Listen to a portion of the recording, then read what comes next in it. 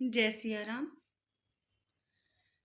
जब तक अज्ञान रहता है तब तक हमें आत्मा भिन्न भिन्न दिखाई देती है कि सभी शरीरों में आत्मा भिन्न भिन्न है, अज्ञान के कारण दिखाई देता है।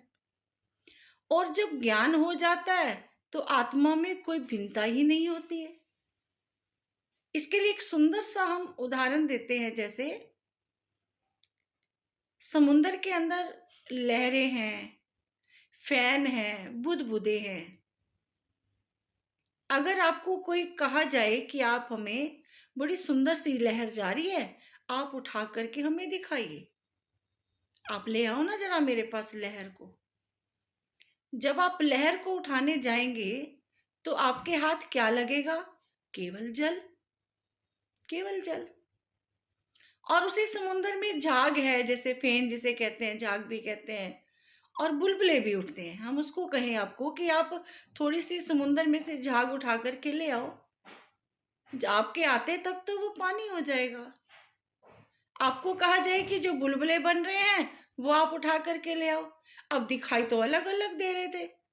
अब वास्तविक क्या था? वो वास्तविक तो वो जल ही था।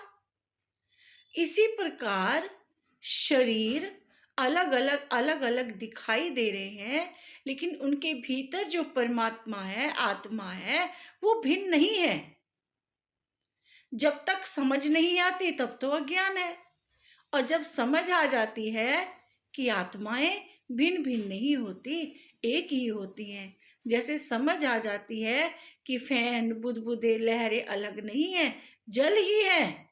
जब ये समझ आ जाती है तो फिर हमें आनंद की अनुभूति होने लगती है, और इसी का नाम ही आत्मज्ञान है।